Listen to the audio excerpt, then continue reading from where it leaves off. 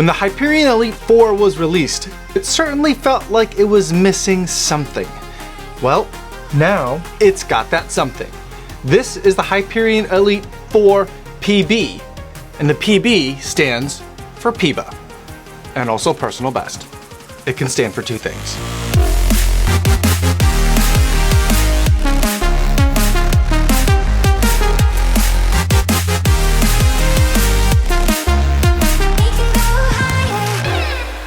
Yo, what's going on? My name is Kofuzi and I'm a non-elite runner who reviews running shoes here on YouTube. And today I want to talk to you guys all about the Brooks Hyperion Elite 4 PB. But before I give you my thoughts on this shoe, I do want to go over some disclosures. This is a pair of shoes that Brooks sent to me for the purpose of review, so I did not have to pay for these shoes. However, no one's paying me to make this video or to include their brand in this video, and no one's going to get a chance to preview any of my footage or my thoughts before you guys get a chance to see this video on YouTube. So with that disclosure out of the way, let's start with the specs. In this shoe, we've got similar specs, almost identical in the 4 PB as to what we saw in the 4. The only difference is the peba. So we've got the same 40mm stack height with an 8mm drop, giving us 32mm of stack height in the forefoot.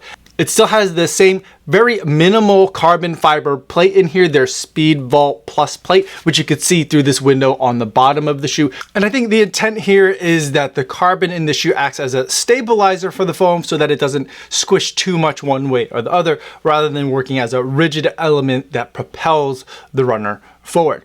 The rocker geometry of the shoe is also the same in terms of how it's shaped. The outsole is the same as the Hyperion Elite 4, and the upper is the same as the Hyperion Elite 4, which is a good thing because this upper is fantastic. I love what Brooks has been doing with their racing uppers lately. In other words, this shoe is exactly the same as the Hyperion Elite 4, the regular version. They've just switched out the foams to DNA Gold, which is a peba based or a racing caliber midsole foam. Altogether, my shoe came in at a measured weight for my US men's size 9 of 7.1 ounces, or exactly 200 grams.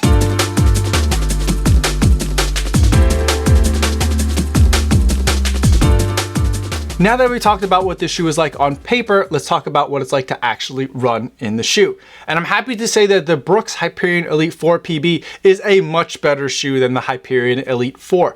I didn't think the Hyperion Elite 4 was a terrible shoe, but I just didn't feel like it was in the same category as the race product that all the other brands are putting out.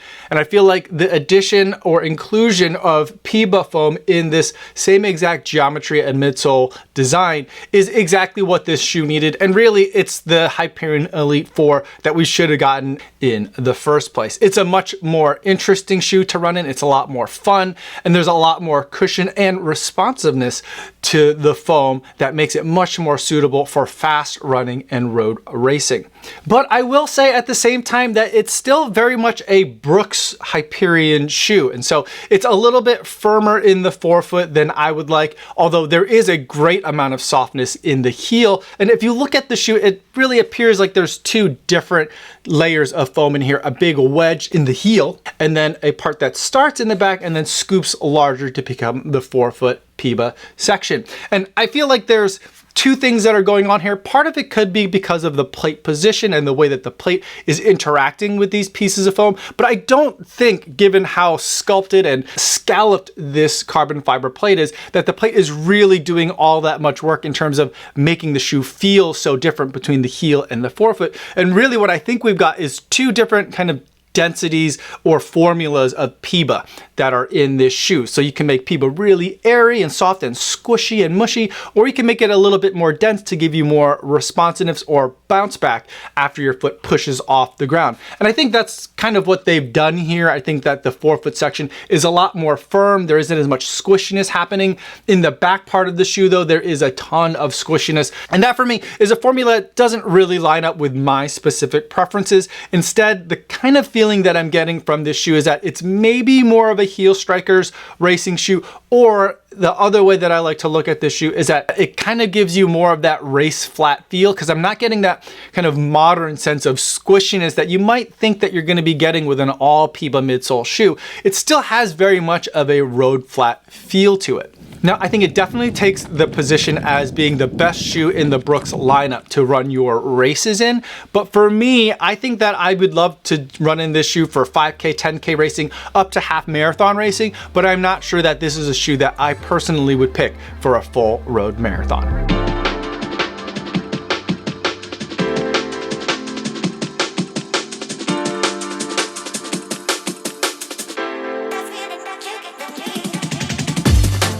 Now, before we go any further, let's take a moment to zoom out and see where the Brooks Hyperion Elite 4 PB fits within the broader Brooks lineup. Now, whenever I try and understand a shoe brand, I always like to start with the Daily Trainer. And for Brooks, that is the very successful Brooks Ghost. This is the version 16, although this is one of those shoes that has been so successful and almost iconic, at least within Brooks, that it really doesn't change all that much from year to year. There's also the Max Cushion shoe, that is the glycerin.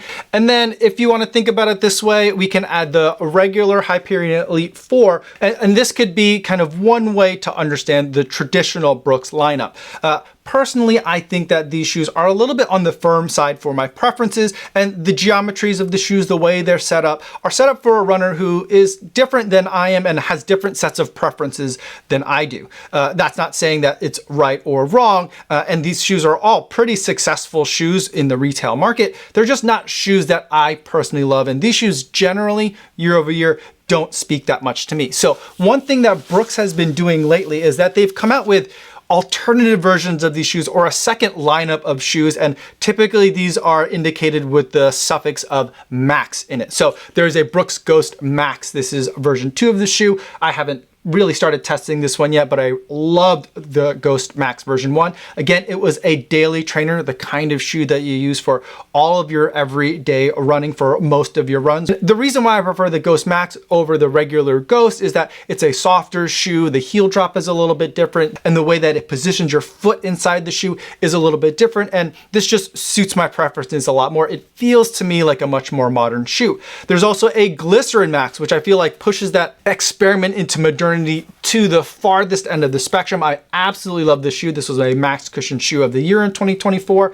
And this is the shoe that you would use for your long runs, your recovery runs, those times when you're going to be on your feet for a really long time. And when you want to go faster and do a workout, but don't want to quite reach for your racing shoe, that's where the Hyperion Max 2 can come in. That's a tempo shoe used for some speedier workouts where you might have a bunch of pace changes and your regular Daily Trainer might not be the most effective tool for that kind of workout. That's where the Hyperion Max fits in. And then the racing shoe is that shoe that you use for your toughest workouts and for those special race day. That fits on the other end of kind of this speed spectrum. And so these are all kind of the second gen or the alternative side of Brooks that I'm really excited about. And if I were to personally set up a lineup of shoes using only Brooks, I would pick exclusively from the Max series of shoes. And this is the way that I would set that rotation up.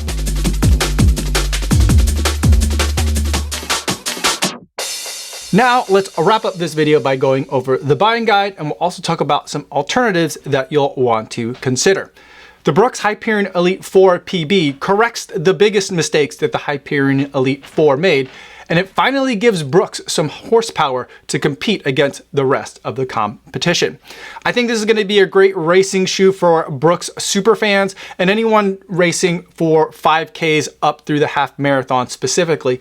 But unless you're a very efficient runner or an elite runner, I probably am not going to recommend this shoe for the full marathon distance. This shoe is going to retail at $250, and I think for the right runner, this is going to be a pretty fair price, because shoes that have this kind of race flat nostalgia aren't that common anymore. Here are some options that you may want to also consider. First, the shoe that I think we should take a look at is going to be from New Balance, and that's the SC Pacer version 2. I think both of these shoes are trying to kind of do the same thing, and they're approaching it very similarly. Both of these shoes have full peba and carbon fiber plates, and they are a little bit lower to the ground, at least in feel, if not in paper spec. In feel, they're giving more of that race flat kind of feeling to it. Neither of these shoes are shoes that I would personally want to run a marathon in, even though each of these shoes was developed with the intent that they would be used by at least some runners as marathon racing options. The SE Pacer version 2 comes in at $200, and I feel like that's a really good price for what you're getting with that shoe. I've seen it on sale in some places like Joe's New Balance outlet for like $150, but sizes are very limited. And then the other shoe that I think is delivering a similar type of experience, or at least going for the same type of experience, is from On, and this is going to be on the other side of the price spectrum. This is the Cloudboom Strike, which is different from the Cloudboom Strike LS. That's that shoe that gets sprayed on the upper with a robot machine. This is the regular Cloudboom Strike, and it does also have Hyperion HF, which is a peba based foam and a carbon fiber plate.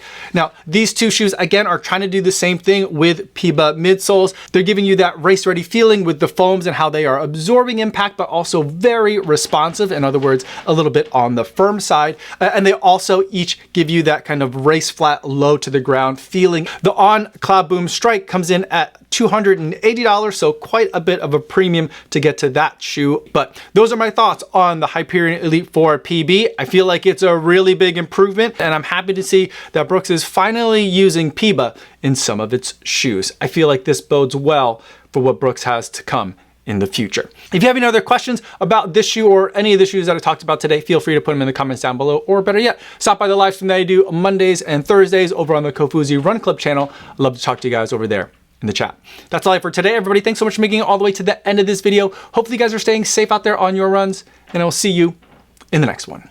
Yo, what's going on?